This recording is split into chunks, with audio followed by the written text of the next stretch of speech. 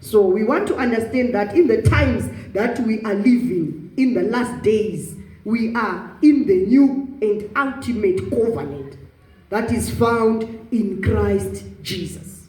So till my last days are tiri kurarama tiri mo ira oro munguva ye the new covenant. Chimboti new covenant.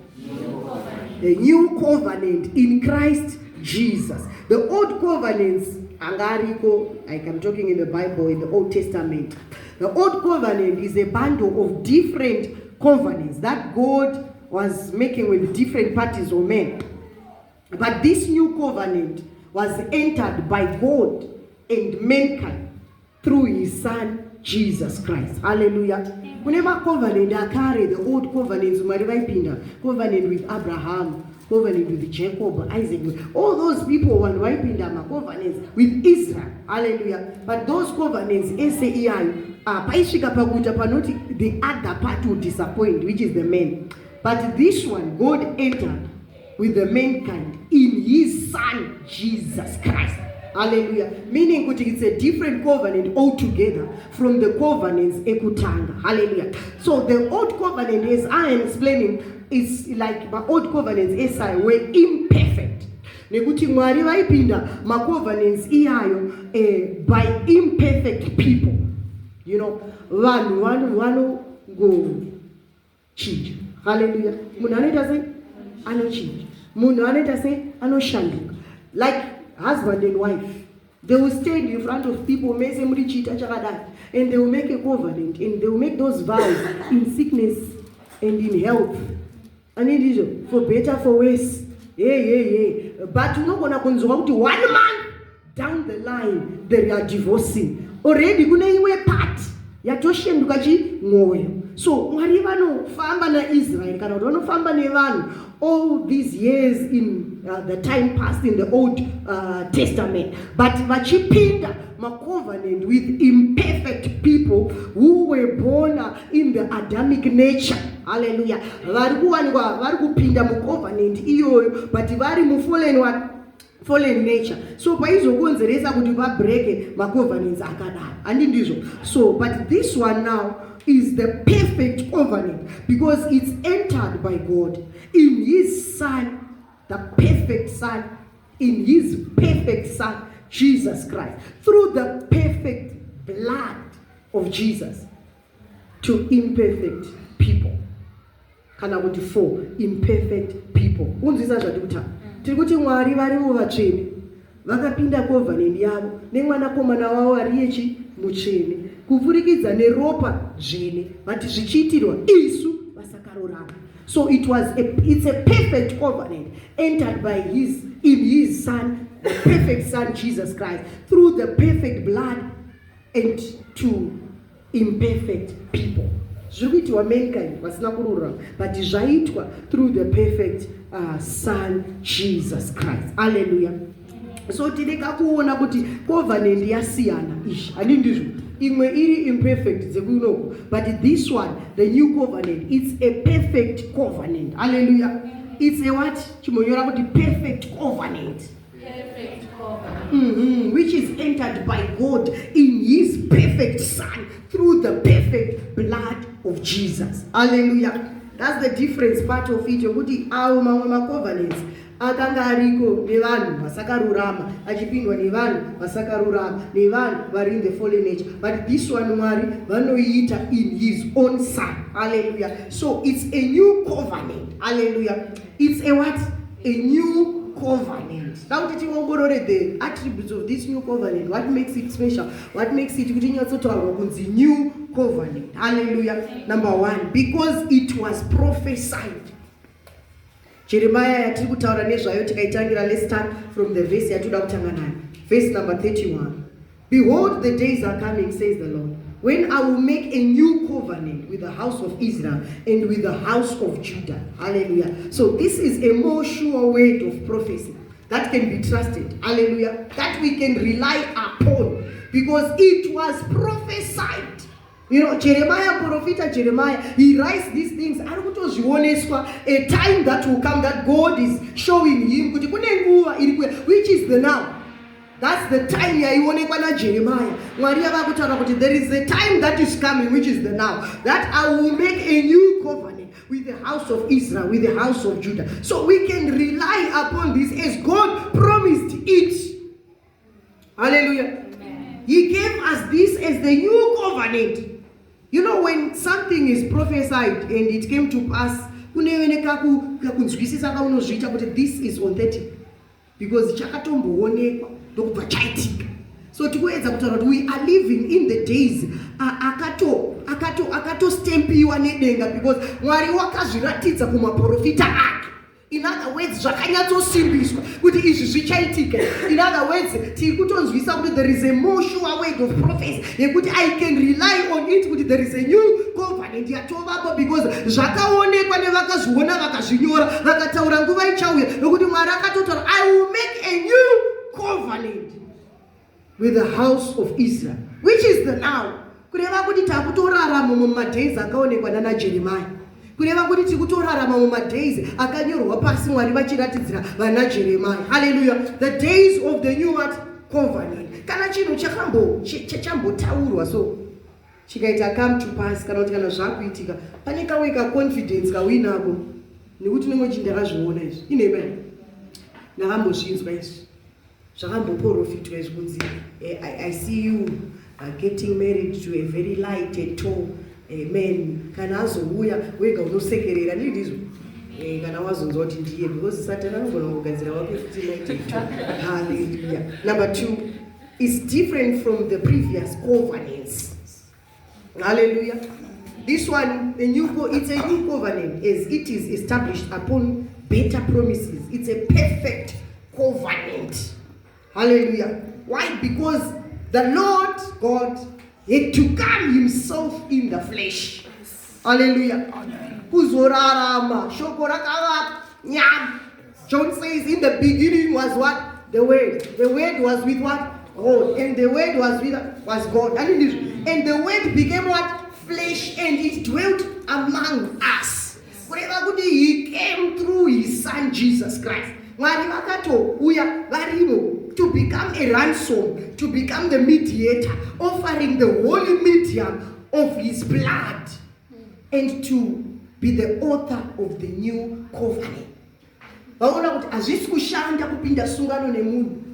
Let me go down him myself. And he came in the Son, God the Son. Hallelujah. He dwelt among us, went on the cross, died for us, shedded the blood. Irimu musungano iyi. All these things, the new covenant, inyatosimbiswa is perfect. That's why the Virgin Mary, she was pregnant, not by the seed of men, but by the seed of God. Because Mwari wanted kuti covenant isashibiswe, zvisave any man mukati mazvo, but zvive 100% God. Hallelujah. Kureva kuti akazviisa muariye muna Kristu Jesu, so that anoita covenant naiye mwana wake Jesu. In other words, Mwari vakangozviita sungano naiye kusimbisa, kuva nekusimba kwayo, kuva perfect kwayo, kwasiyana nemamwe macovenant. Kuverenga verse 32, not according to the covenant that I made with their fathers in the day that I took them out by the hand to lead them out of the land of the Egypt. My covenant which they broke, though I was a husband to them, says the Lord. Husband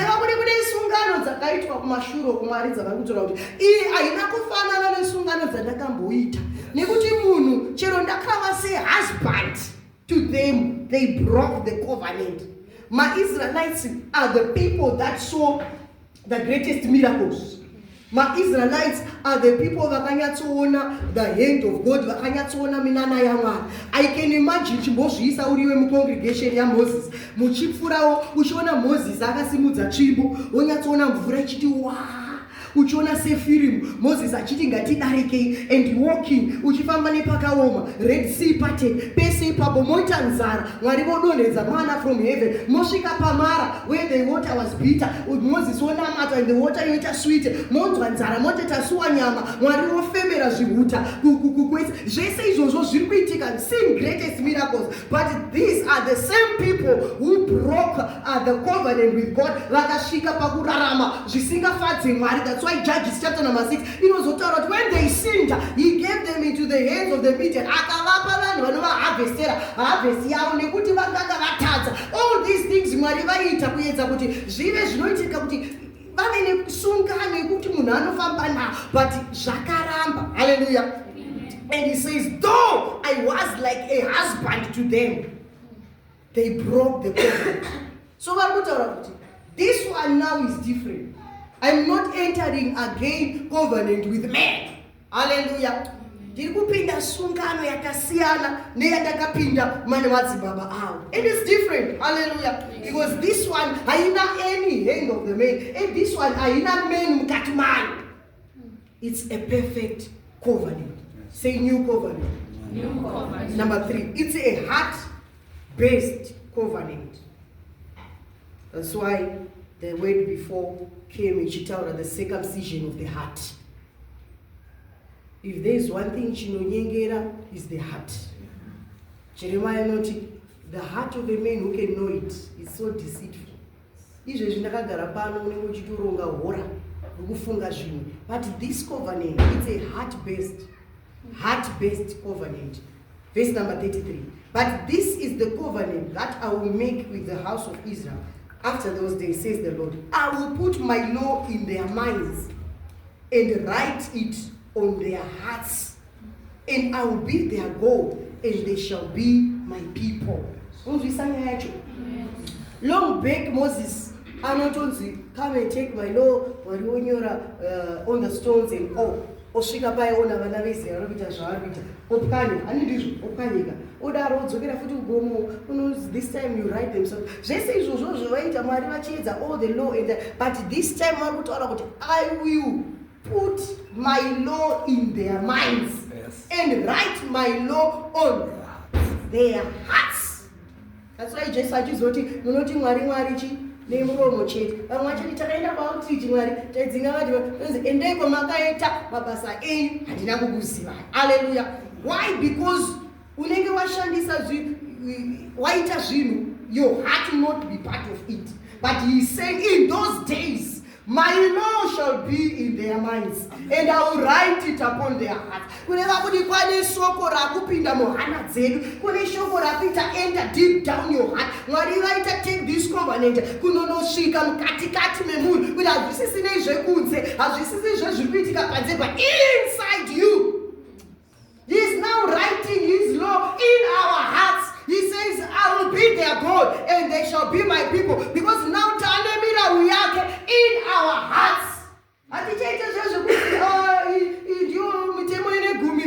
Iye Mwari uchimunamata. He is now putting his own law in your heart, in your mind. In the new covenant, this one, it's about the heart. It's a heart-based thing. Do you know you can do things when you walk on Siribanji? You can come to the service when you walk on Siribanji. You say, oh, chimbofunga ningarambo inini. Utorambo shu. Wakagaram service. It's now a heart-based. That's why Chinzi, Jesu akazo, it's a summarize. Mtemo, I love your God with all your what? With all your what? Your heart, your mind, your soul. So you end up on the new covenant. Those are no capture. Let all your heart be in God. All that you do, your mind, all your mind. Mifungo yako. Yes, because in the new covenant, he is writing his law in our minds and in our hearts. Hallelujah. That's why something was pressed upon my heart. And one person who hears God in such a way. He presses things upon my heart. in my heart. And when I feel it so strong in my heart, I know God is speaking. I know God is speaking. In my heart. This. So and then whatever the director, God said, how do we know? Because in our hearts.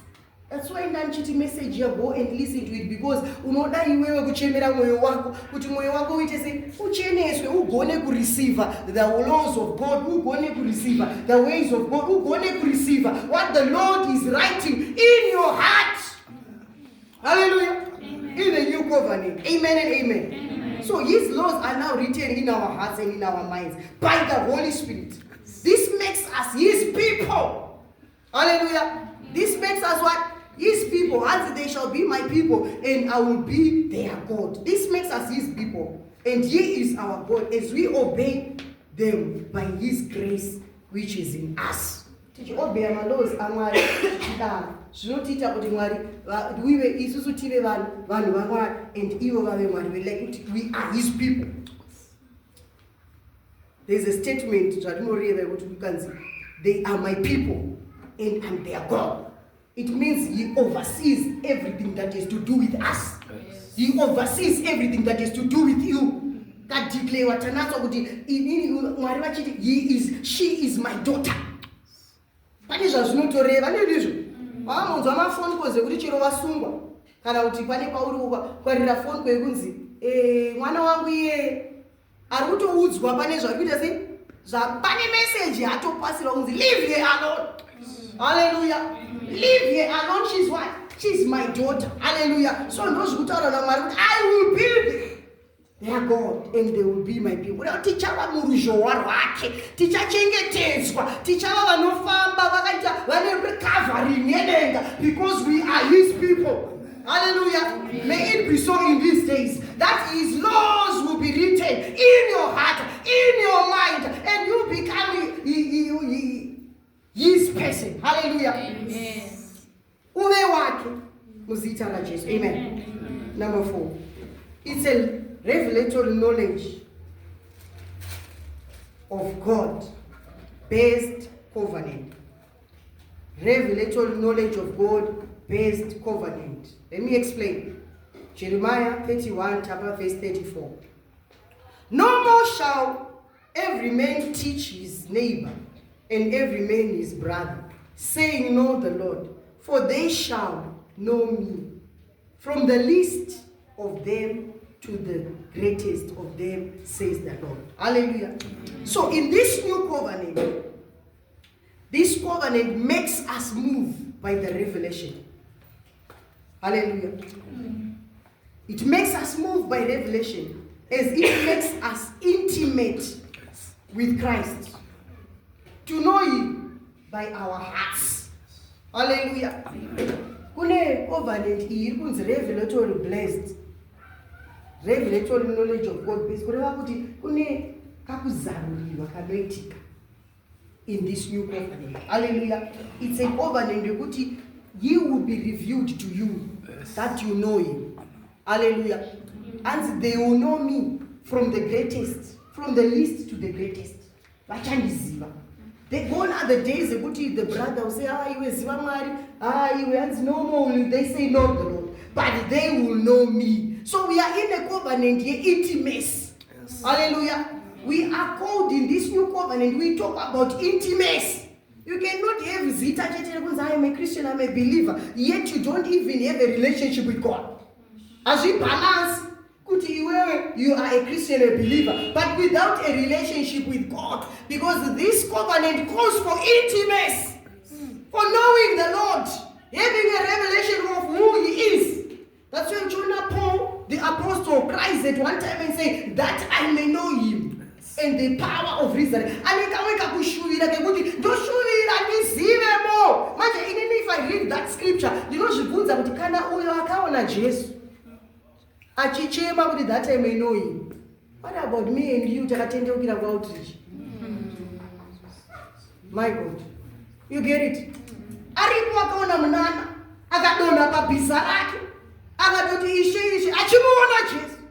he cries, that I may know him and the power of his release. Ane kumwe kakushuvira ke-intimacy kuti of course Jesus, I saw you when you come, but ndoshuvira kuziva more. I cry for more revelation, a deeper revelation of who you are. What about me, a new child of God? In this new covenant, shuvira kuziva more, shuvira kukata uchisangana naye, kushuvira deeper revelation, shuvira kuti Mwari zviratidze, unfold your wisdom, unfold your glory. Moses said, one time Christ said, Lord, show me your glory. And that was chapter number 33. Yes. You can ask yourself, kwatiri kuverenga kuno kwari kuona burning bush. Chapter number 3. Patiri kuverenga kwese kwari kubuda nevana veIsraeri achiona minana yese yakaitika Ijipita kuchidi mafirst born tichiverenga tichiamba tienda kunana 14 13 tichiona Red Sea tichiona achifamba, but anosvika pamwe paanochemera kuti no, show me you. Ndiri kudesire kuona deeper. May it be so with you as you desire. Uchiuya kuservice usanzwe kuneta kana kupera simba, usamuvoti zvita zvijaira. Tatiri kuservice last night hatatiri shuvira a new level, Lord, that I may know you. May I come out to this service with a new revelation. I desire to know more of your power. Show me your glory, O Lord. Lift me up in this image. Because it's a covenant of intimacy. Intimacy. So how go for the way we share relationship in this covenant? Most of us, we love to say, I'm a Christian, but without a relationship with God. Unonzwa Mwari here. Unombozarurirwa here nedenga. Vangani vanoti ndine revelation of who God is. Like kuti ndine kakuzaruriwa kari different. Kandaita sofa mukunamata kwangu. Vangani vanogona kurekota kuti I have a series of encounters with this God. Vangani vanogona kunyora pasi kuti on this day he showed me this, on that day he showed me this, on this day akataura izvi. Vangani vari kunzwisisa kuti denga ndiri kutomuvha according to his ways because ari kundiratidza izvi nezvi. Vangani vanogona kuita stand so firm vachiti I saw this last night and it's happening. Vangani vedu vanogona when I was praying the Lord took me to a certain place when I begin to see ndakatanga kuratidzwa. Vangani vedu intimacy. We have reduced this Christianity kutamba magitari kutora nendimi rege baba rege apana kana chaonekwa zero. When last did you see something? Kuno kuma youth ndinotozvibvunza nekutoda kutoziva nekutoti one by one, what are you seeing? Please, what have you seen so far? Urungosvika wajoina wadi, but in the presence of God, what are you seeing? Tanazo ndimi wakutaura nadzo. What have you seen? You see, let's not reduce this new covenant to zvimwe fashion. Pentecostal what? Peer pressure. Kungosvika service chede muna kungoimba. Yeshua.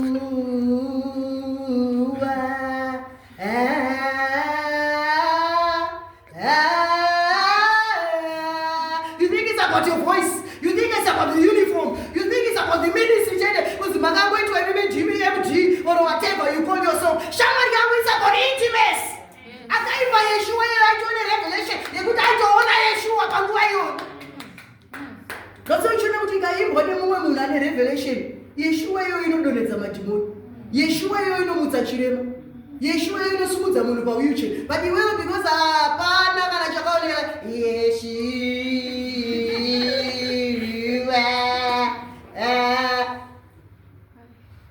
hello. It's a revelatory knowledge of God based. Can I read? Not Burakopala underlining. Revelatory knowledge of God. And we muri prime time. You need the revelation of God. Hello. Muripa prime time. That things must be reviewed. That you need to see. That you need to hear. If you don't hear, child of God, you will cry. Ukavanema revelation ema kurudud. Dzakatsuka wena dzine mamasiri dzine 6 feet. Ukavanema revelation now you will cry. ukavane mareveti akasongbeti kanabata maika akakabata maika usikunzwereka voice kale shamwari yangu you cry. Hallelujah. Let things be revealed to you. Ukangovane marevelation kuti ndoda kuzoshanda pane bhegi ndechitoda panotambiriswa haisi nyaya yemari. Out there you cry. You need things to be revealed to you. Hallelujah. Hallelujah. Some of us are moving in things that we have seen. Zvinhu zvata every service so nechimwe chinotebook changu chandakazoona kumba chakazara chaigara chinyora after service eSaturday nezuweya. Isu edu aizi maspirit o'clock aigona kupera kana kuma1 kana kuma2 wakazongwa urimo but uchimuka ipapo nekuchinyora zvinhu pasi so uchinyora inini so unotaka kuona zvakuitika like kusuye Friday takokwa kunzi uri paposta kuenda unoparidza obva wato koko kwaunoparidzeyo oteerwa praise half onotatiri half of kwatiri kuenda chiteera so unotaka kuona ndozotainyora pasi tabva kuservice yeSaturday iwe unongofunga kuti ameno religiously going to the services. It's about the revelation. Chibovunza neighbor yako kuti makazarurirwei so far. Na ukaona answer kuiwana cheko ubvunze Melisa taure kuti azarurirwei so far. Ndekupi kuzarurirwa kwaunako so far.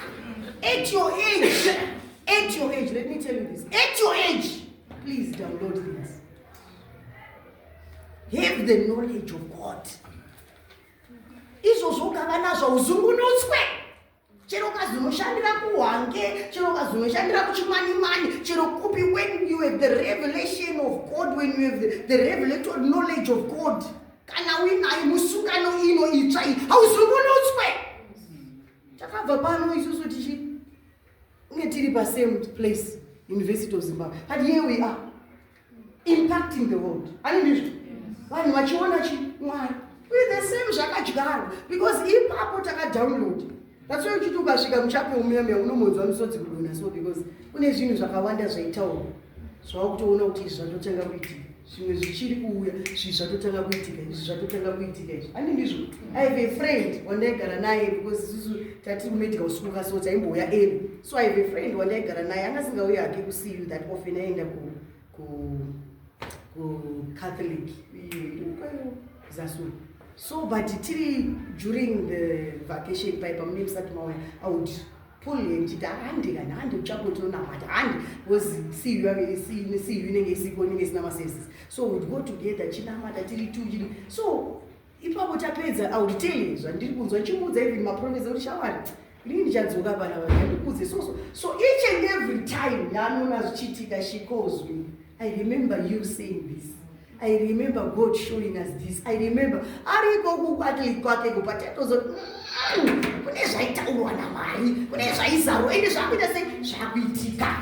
May it be so with your life. Things be revealed which is of confidence. The reason why we stand up to preach, even if certain are you want to go regardless of us, to ask when you pay the Tinoto, you pay up on the church in Paris and Tatakazuona. Shakazaru, what was you? Hallelujah. Even revelation, knowledge of God. Who is he to you? To do what in this generation? What is your position?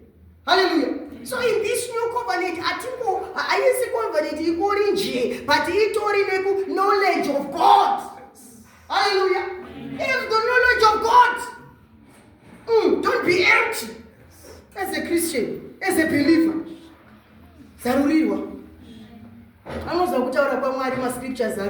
But there are those things that God speaks to you. Like 10 left, 10 right. You will not read a verse, you will Siri. Iye yote hamkoma na uenda kufura Bible. Iwe. Mama muzvitenzo. Aneswa kuna zvakaita se mama ndakuda kuroora manje ndikumborowa Bible. Handikuriverenga from Genesis to Revelation. Amunzwa Mwari kuti vari kuti ndipapi pani azwani kwepapi. But when we pray now, kune revelations anoita sei? Anouya. Anditi ndizvo. Kune revelations anoita sei? Hallelujah. Mwari vachitidzira zvakadaro. Hallelujah. Number 5.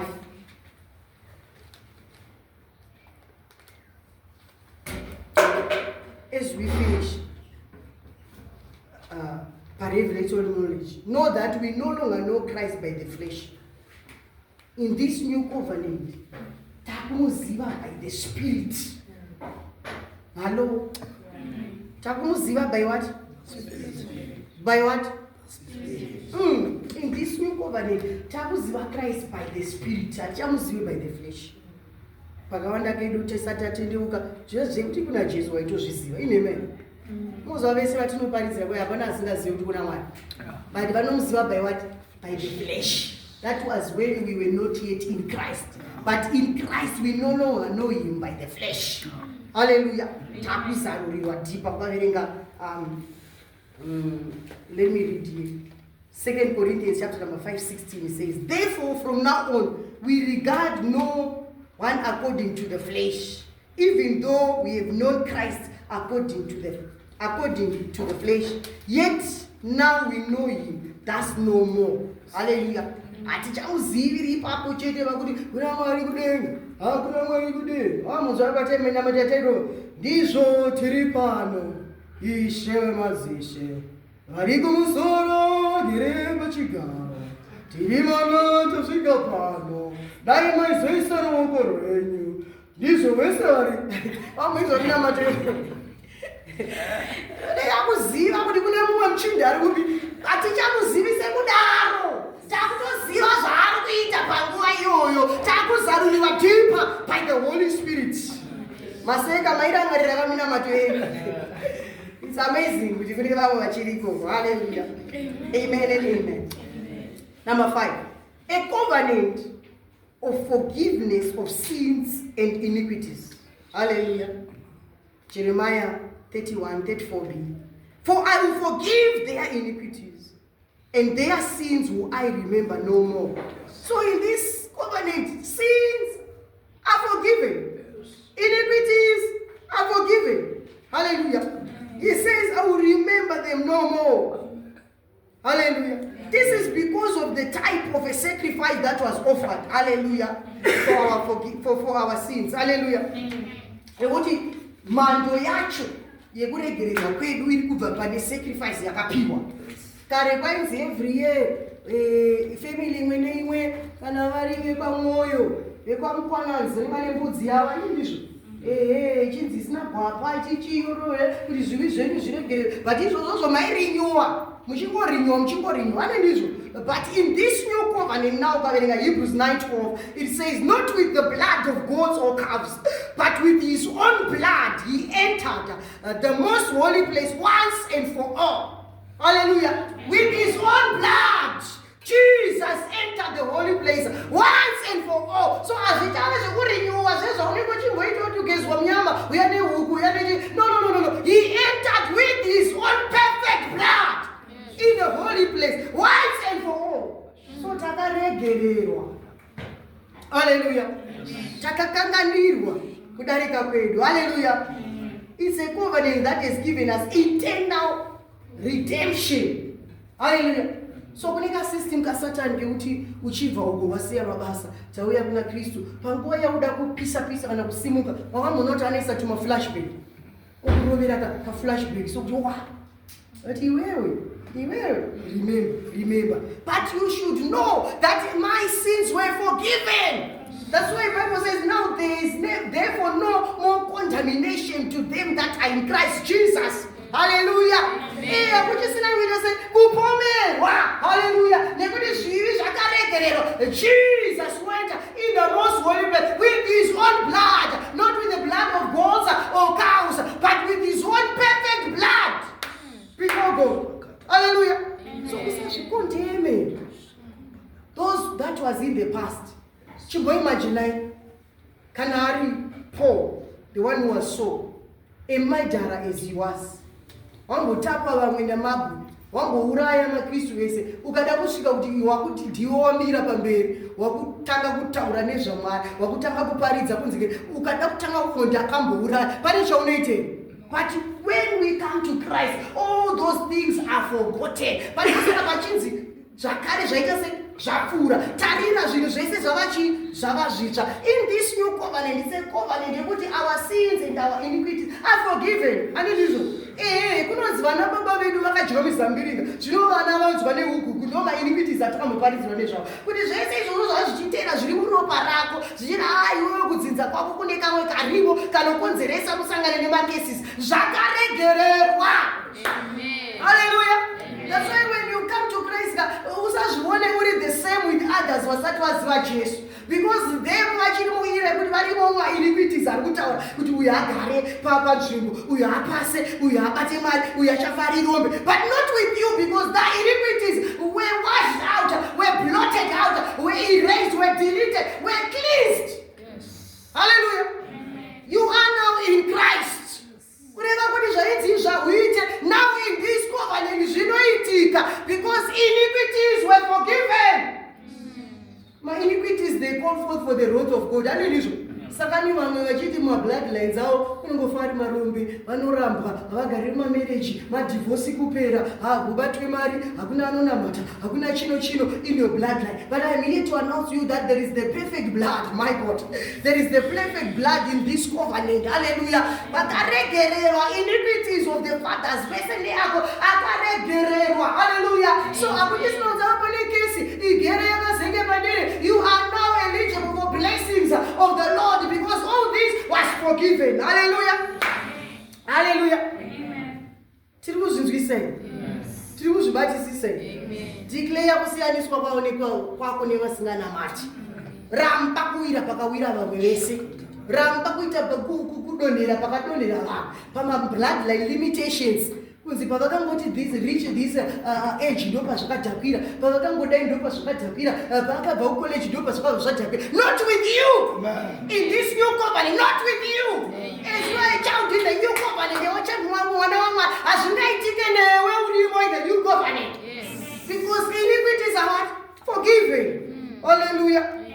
You are in this covenant, you are given eternal redemption. He came as a ransom for you. So means of what? I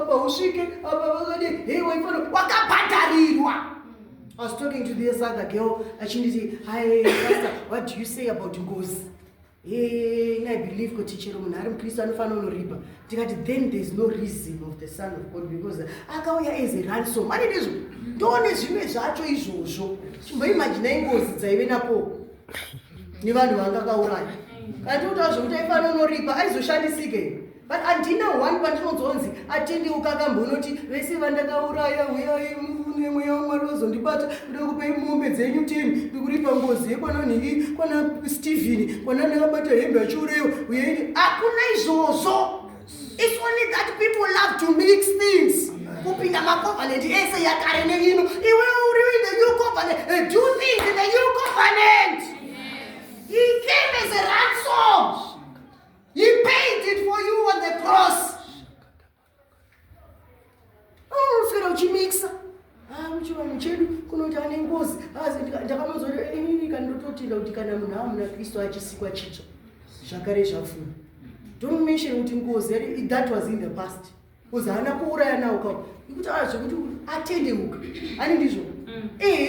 Atendeuka. Amuna Kristu. And Christ became the ransom. Chakabhadhariwa naJesu. Hallelujah. Hallelujah. Number 6. A covenant of God with men, where God was in Christ as a man, reconciling with mankind. This one I want you to have a revelation of it. Don't take it for granted. Naiga. Hear this scripture. Mirapas. 2 Corinthians 5:18 and 19. Now all things are of God, who has reconciled us to himself through Jesus Christ, and he has given us the ministry of reconciliation. That is, he has given us the ministry of reconciliation. Meaning what? Meaning what? I am my graduates. Kakasira ikupika zvinhu kana. And no comprehensions went for grade 7. All right. Verse number 19. That is, that God was in Christ reconciling the world to himself, not imputing their trespasses on them. And he has committed to us the word of reconciliation. Ministry of reconciliation, meaning also take people back to God. Also winning. No outreach that they cheat. But I want you to understand one thing, that it's a covenant of God with men. Where God, yes, in Christ Jesus, Munajes, yes, reconciled us. Yes, reconciled us to himself. Hallelujah. Kureva kuti tinaitora back to the Garden of Eden. Ona kuti Mwari vanga vane chishuviro chekuwadzana nemunhu to the level yaAdamu.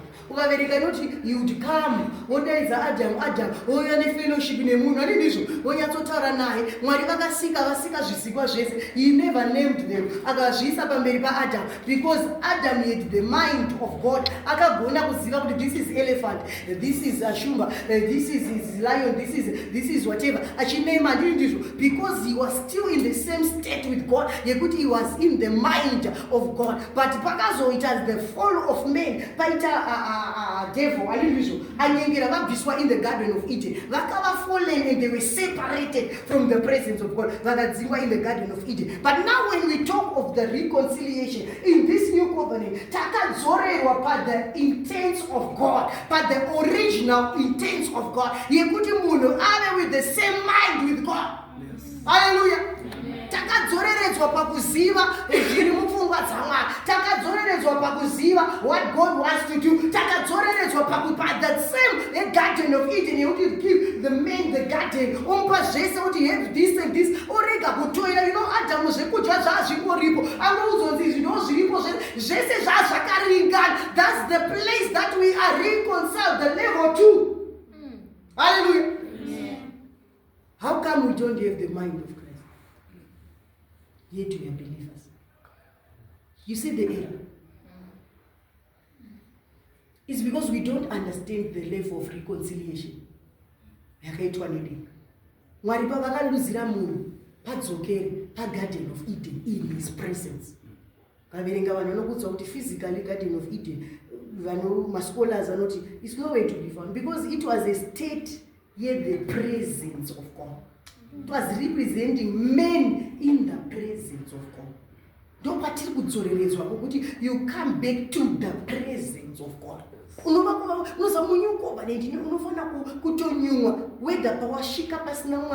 Where is God in this place? Because familiar with the presence of God, you know when He's there. And you in the presence of God, you have the mind of God.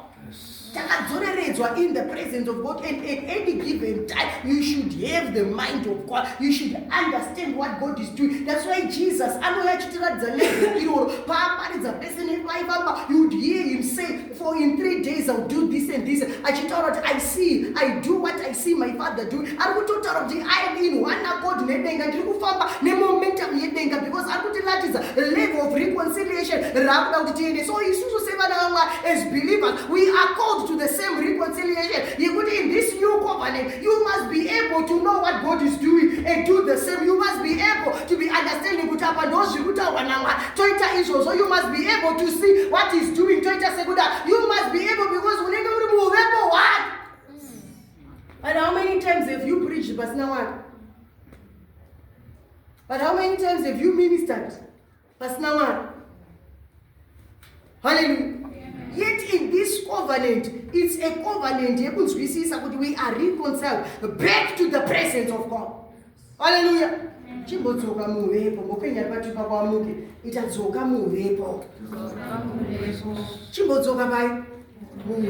Hallelujah. It's a covenant of reconciliation with God. We are no longer God's enemies, but His beloved ones, who are at peace with Him. Hallelujah. Atichi my enemies, Tata, my beloved ones. Hallelujah. New covenant. Hallelujah. Tamachi. Hallelujah. Takufano famba denga rakazaruka. Denga rakadese. uchinamata inzwa Mwari. Ndozokubvunza kuti why usiri kumunzwa when you were reconciled back to him? Why is it iwe wamunzwa? Kanazo. We were reconciled to him. Why is it hatisi kumunzwa? Kaverenga Romans 5 verse 1. Therefore, having been justified by faith, we have peace with God through our Lord Jesus Christ. Hallelujah. Amen. We have peace with what? With God through our Lord Jesus Christ. Amen. Amen. Number 7. A new covenant that is a holy mediator. A new what? That is a what? A new covenant that is a holy mediator whose death brought us redemption and eternal inheritance. A holy mediator. Ndafara kuti tatenda baba testimony yake yakaita kuti ndinyatsowana kutsanangura holy mediator na mediator uyu wokumba kana tatenda ane nozvokuita. Those ones ndo ma imperfect mediators. Asi vanhu ndo vanoda takubvunzira nzira, tibvunzire nzira, ani ndizvo zvitinakire, ani ndizvo all those things vanhu vari kutsvaga imperfect mediators. Hello, but in this covenant there is a holy mediator, Christ Jesus. Ndiye murevereri wesungano. Hakuna mumwe kana Mwari vakatadza kupinda sungano nemunhu, iwewe sei uchida kutsvaga munhu kuti zvako zviite. Ndozvinhu zvatofanira kuparidzira maperenzi edu. Hakuna munhu anotsvaga munhu kuti zvake zviite. Mwari vakatotadza sungano nemunhu. So iwewe, why would you think kuti n'anga inogona kunokubatsira kuti zvako zvitewe? Why would you think kuti a certain prophet can help you kuti life yako iite? You know, even pastors, we are there as kufudza. Ani ndizvo. But not kuti unoratidzwa mufundisi kuti this man, hey. No. We have a generation inoda zvimwe zvinhu ichisiya the holy mediator. Yes. A generation that looks for a man of God more than the God of men. A generation inotsvaga zvinhu zvimwe zvima mediators. Unoziva, unoparidza, so uchiparidza munhu anenge asingagamuchiri. But the moment you call for an altar call, munhu isada kuturikwa musoro. Unotoona kuti mentality yevanhu haisati yagadzirika. Why can't you believe kuti akaparidzwa iro holy mediator will grant you what you want? It's because munhu anongofunga kuti pane munhu anofanira kundisvitsira. Imimi ndimi nechigubhu chitisvitsirai zvamuri kutaura titurikei musoro. Shamwari, you need to understand that in this covenant there is a holy mediator, Jesus Christ. Iye ndiye atipa upenyu hwatinahwo. Ndiye atita grant eternal inheritance and redemption. Hallelujah. Hakuna mumwe anokureverera. Chero Mai Maria avakureverera. Mureverere ndiani? Yesu. Zvinoori Mai Maria, mutisvitsirewo Mai Maria, hakuna Mai Maria. Vanhu vamurevereri vanopinda panyaya dzatikutaura. The new covenant is Christ, who is the holy what? Mediator. Hello? Saka hakuna kumwe kutenderera kwangosofuma kuti kuna Mwari kana kurubatsiro kana kuti zvinake. Anonakisa zvinhu ndiJesu. Hallelujah. Musungano yatiri is Jesus. So before I give to Apostle, one last point. This new covenant is found in the blood of Jesus. Hallelujah. Amen. The new covenant in the blood. Say in the blood. In the blood. Say in the blood. In the blood. In Europa. Hallelujah. Amen. Regwayana. Hallelujah. Amen. Is in the blood. There is one thing that I've seen, that most covenants, they require blood. Kare kwangu ni haimi matova ma 2009 amuchazvinzwisisa. Isusu kuti chizvarwa kare vana mai vedu vainzi kana varoorwa paidiwa kuonekwa kuti uri mhandara paifanirwa kuonekwa ropa. So vainzi unoenda nemashitsi ewaiti, ane ndizvo. maina nemashitsi wati waizoratidza vanhu first night kuti ndozvakaitika mine kuti kana maenda kwaani munhu maizodii manje handizive zvangu izvozvo taingonzwawo handidizvo, but the belief was in your first night there must be blood kusimbisa chisungano handidizvo. Alright, tobvisa pamarriage maybe mungatoti ndablow off you saying kuti mauda kutochema mwada kutochema manje zvikazoitwa izvezvi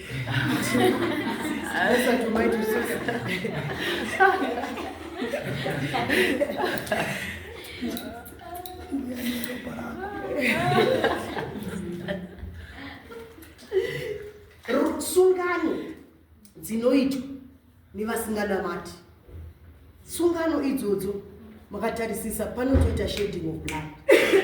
Most rituals, look at them. Zvamana kuti kana tichiti musasungire vanoti haye masungiro kuremekedza kuti first bed zvakazenge but sei pachiuraiwa mbudzi. Whenever you see a gathering and there is bloodshed, it's a ritual. Ndatokupindura so paipepa unenge uriwe ndiwakabata mbudzi ishe handidonedze siva kuti muri muritual baba andinozvo kwese kwamunzo pada kuuraiwa huku uya nehuku ritual icovenant. Saka uchiona isusu kumadeliverance sessions unozonzwa dhimoni rako chemu ndakampiwa ini ndakampiwa ndewangu achiri mudumbu ndakampiwa pamasungiro chaipo already matoita covenant nerima muchipa mwana ari mudumbu. These are the things that your generation should say no. It's nonsense. We are a Christian, why would you say masungiro kuita sei? Iwe nemurume wako mungade kudzidziswa kurera mwana wacho makamudzidziswa kumuita. Pana vamboshedzwa vakanzone masigeseti nedichi go chiitaitione kuti muchaita sei mwana. Indamida kupusiswa kunzi mwana ari kunosara kwamai vake vachi aiwe kuna vanhu vanoroorana vachienda kuisland izvezvi vakuenda kuuk vari kusungirwa kupi?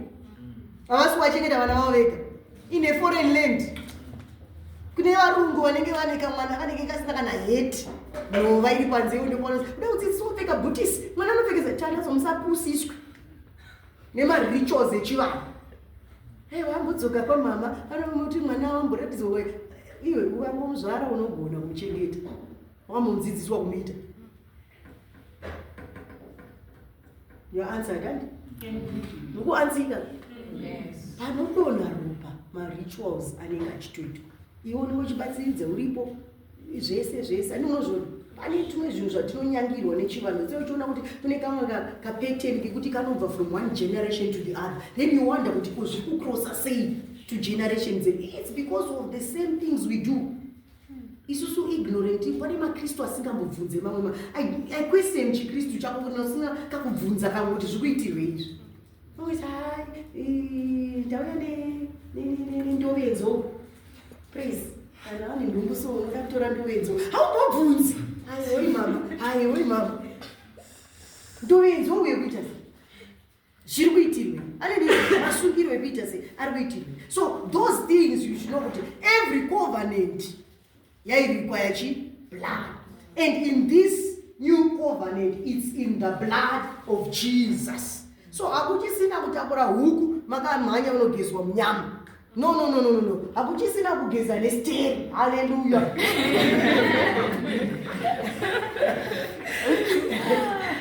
It's now in the blood of what? Of Jesus. Hallelujah. Amen. You know, we are teaching you these things. That's why you know the same passive in the scripture. Because I know the battles, like as a child, like Swamuri Sevana. It's very difficult to argue your case. Because when we are not blackmailing, we want to give you should have your facts, you should have your scriptures. Don't people say so even people can't write my notes are almost what to make some notes. To can't write my notes ever. Garanao. I need this. Ndo ekuti wasvika kumbatatenda wakutanga kutaura manje ndimucovenant inoitsva regai ndimokuvhurirai magwaro mabanama kuti Jesu neropa rake wakapedza zvinhu izvi uchivhura so vanhu vakuru, but they will get to listen to you. because une zvinhu zvako panzvimbo. Saka iwe usasvike kuti aapostoli vakati vaiparidza vachiti gara pasi with your scriptures. Anditi zvoka? Usaka munhu anofanira kuti but generation yenyu manje inovaziva kamafundisi Apostle Selman akaparidza vachiti so and then Bishop Oedeko vanoti zvakazodaiswa and then Pastor Edu akaparidza vachiti prayer equal scripture. The word of God pierces deeper. But what the scripture says, not with the blood of goats or of calves. When you talk they understand that we are doing it the wrong way. Because the era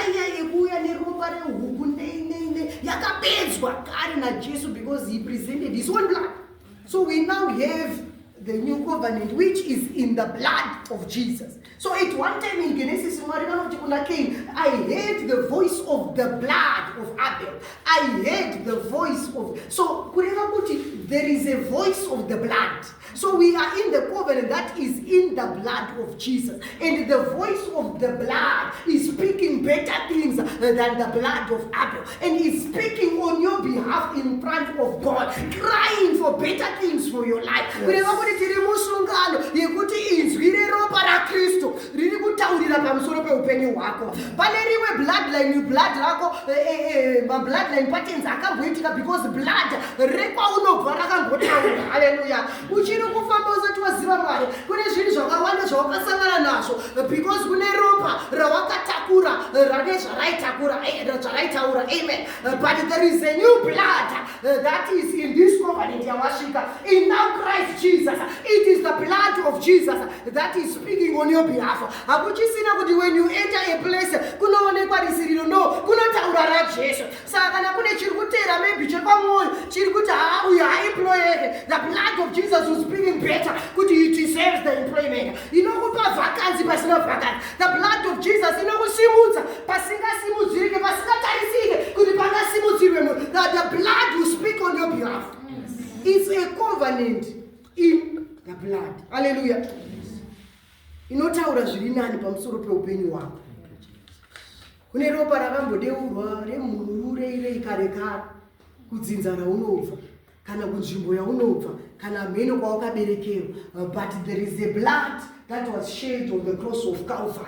Irororo rakapa inonzi the higher covenant. The covenant iri pamusoro pema covenants ese. So hatinei madzibaba akapinda macovenant api, hatinei vakadeura remhuru here kana remunhu. But what I'm here to announce to you is that God came in his son Jesus and he made sure that the blood that was perfect was shed on the cross of Calvary. And in this covenant, it is the same blood that speaks on your behalf. Paunosvikewe hazvinoine kwaunobva, hazvinoine kwawakazvarirwa, hazvinoine kuti vakabate, but it's the blood of Jesus that speaks kuti zvaakatsikirwa uyu, zvaakatarirwa padestiny yake ngazvioneke ngazviitike. So it's no more kuti kune inini kwandinobva isusu kudzidza redu kune chakare. But I want you to understand that in this covenant the blood of Jesus is speaking better things. In this covenant is the blood of Jesus that is crying on your behalf. Kana Mwari vakanzwa Abel auraiwa pasina mhaka. What more of his son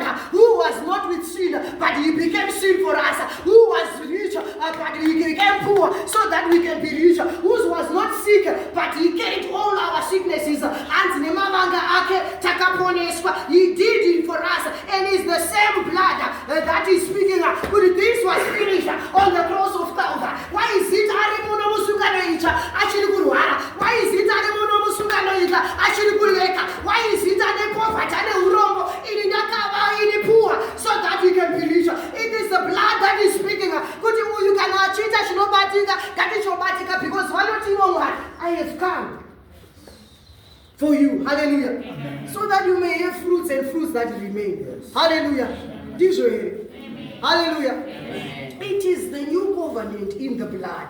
That's why kana tichita holy communion tinotonyatsoonwa nekunzwisisa kuti isusu we are in this new covenant. Hallelujah. Yes. And in this blood we have all that we have. Hallelujah. Tinopiwa zvose zvatakatarirwa naMwari because ropa raJesu riri kutotaurira. Hallelujah. Riri kutoita search for what is yours.